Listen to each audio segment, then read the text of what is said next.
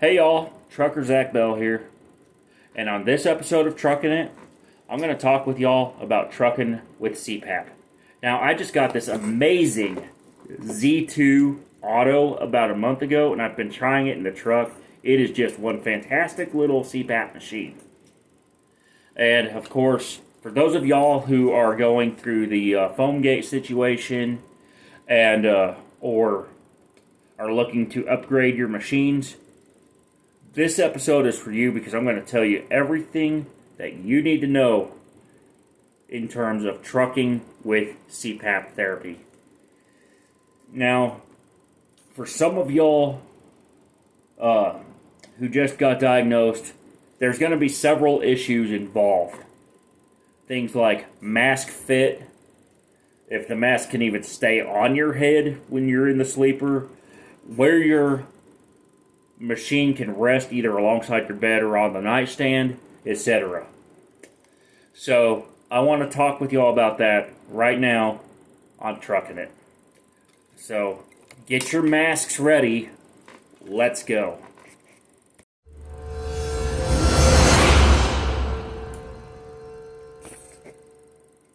Okay, friends and followers, welcome back to Truckin It. I'm your host, Trucker Zach Bell.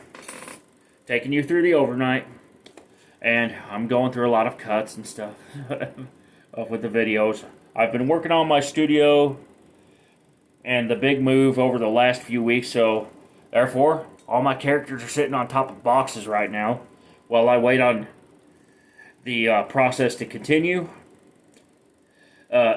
Please help support my channel so I can get this move done on the cheap by hitting that subscribe button, ringing the notification bell, and if you want to really support my channel because you need a way to carry your CPAP supplies, and your machine, let's say, didn't come with a tote bag, go check out the fan shop.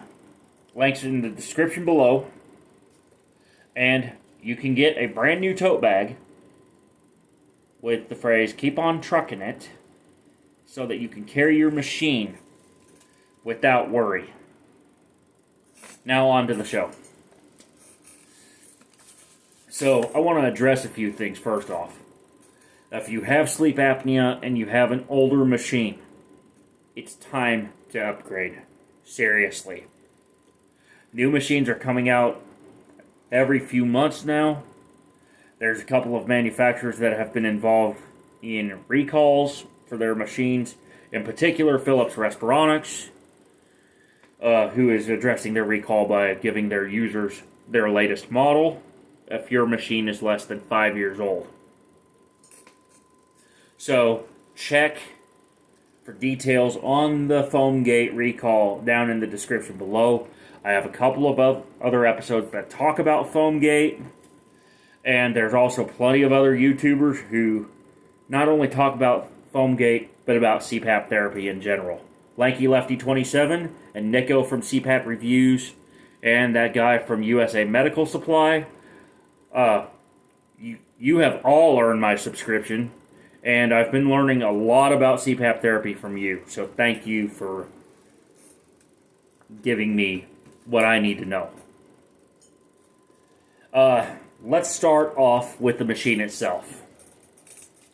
So, machines like, there's a couple different categories of CPAP machines for truck drivers. You've got your home units, like the Philips DreamStation 2, the ResMed AirSense 10, the F&P Sleep Style, and then you have your travel units, like the ResMed Air Mini, the Brius Z2, and that's just to name a few of them. So, make sure that whatever machine you get, that you learn how to use it first, preferably at home before you take it on the road. Talk with your sleep doctor, read the owner's manual, and take your time learning how you're going to set your machine up before you go into the rig. Number 2, power source.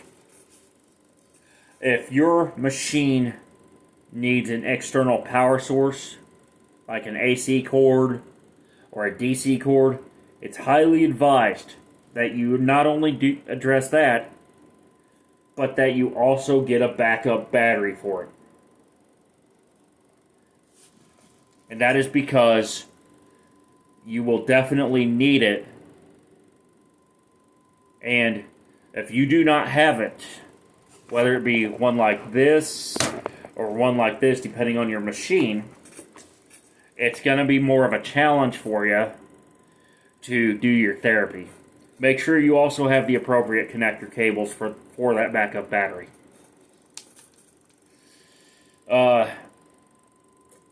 Now, one of the issues with CPAP therapy in a big truck is where your CPAP machine is placed. On some trucks will have your nightstand on the driver's side, right by the head of the bed. That is the best configuration you can get. If you run a 2018 or newer Freightliner Cascadia, or if you run one of these other trucks that's out there, like the Kenworth T680, the Volvo, or if you run a Peterbilt, for example, or an International, your sleeper configuration will vary based off the truck model.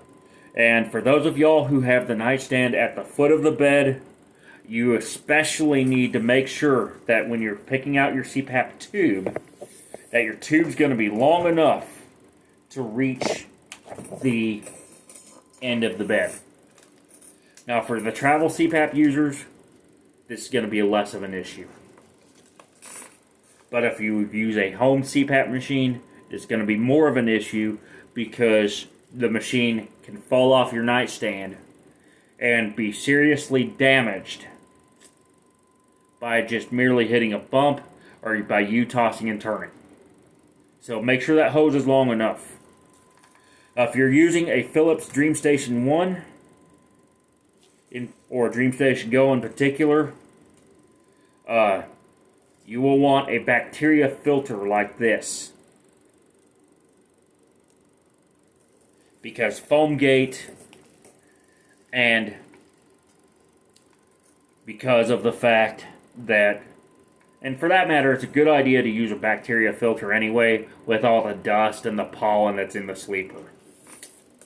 That's in addition to your machine's built-in filters, which I'm going to use this Z2 as an example. Let me get this cap off here. There's a filter inside the cap, and I can tell that. Take a look at that filter here. That filter is still pretty good right now, but I know that eventually it's going to get dirty, so it's always a good idea to have a couple of extra filters with you, just in case. Same goes for tube mufflers, like this Q-Lite tube muffler. Same goes for if your machine takes or requires a heat and moisture exchange filter. Or HME as they call it nowadays. As for power, I already mentioned the backup battery.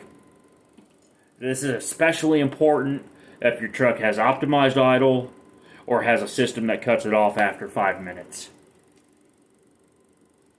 If you have an inverter or an APU, I'd highly encourage you to still have the backup battery, and of course you're going to run your machine off the APU itself. Or the inverter, depending on how your truck is set up. Now on to masks. There's plenty of different masks out there for different types of sleepers. And by sleepers, I don't mean the sleeper berth, but actually you and me.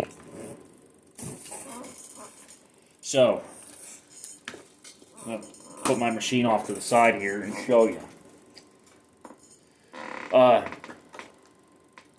First, your doctor may prescribe you the minimalist nasal pillows, like this F&P Brevita. This is a great nasal pillows mask, by the way, and you can use the headgear in conjunction with a ball cap to make sure it stays on. It's a great little mask, and if you can use nasal pillows and are comfortable using them, I'd highly recommend it. Same goes for the Philips DreamWear nasal. Same goes for the ResMed. I think they call it the P10, something like that. P10 or P10i. If you use now there's a couple different types of nasal cushion masks. So now that we're out of the nasal pillows, nasal cushions, there's two types.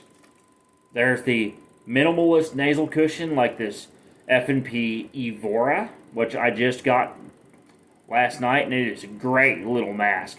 It's got the new baseball cap, what they call Simply Cap Fit technology, where you put it on literally like one of these.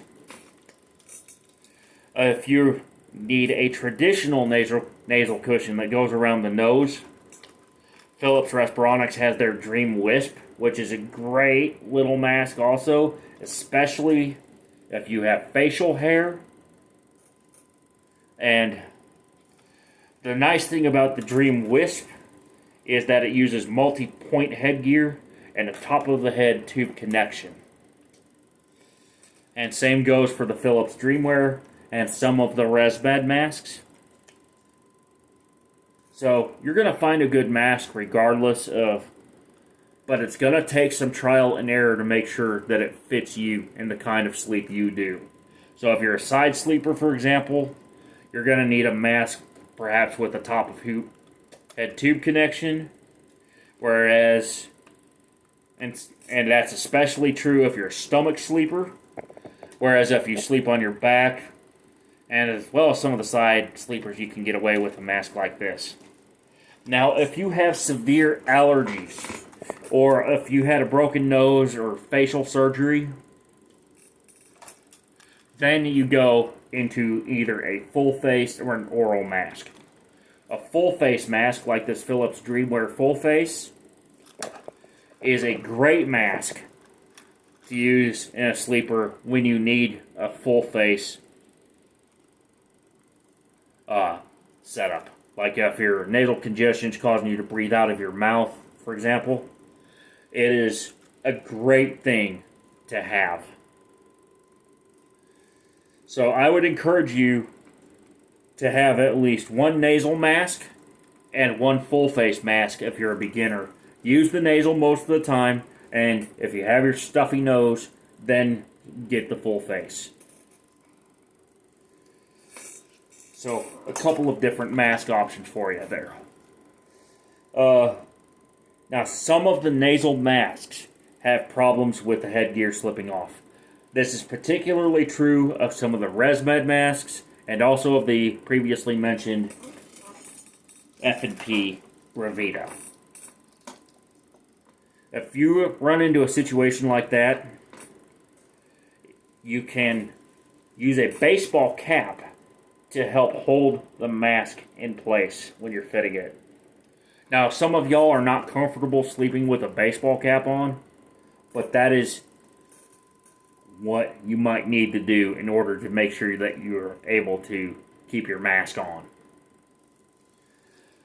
Now, one of the challenges in the team environment is making sure that your machine stays put in spite of shock and vibration.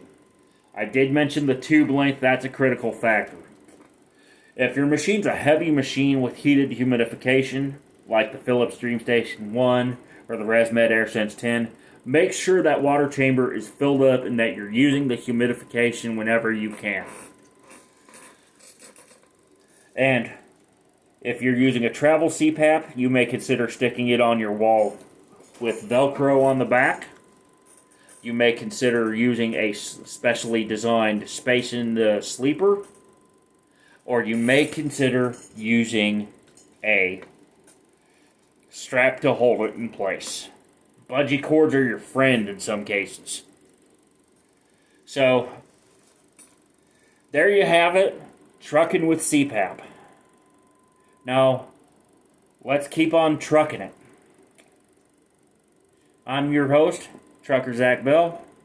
And until next time, keep learning, keep thinking, keep on trucking.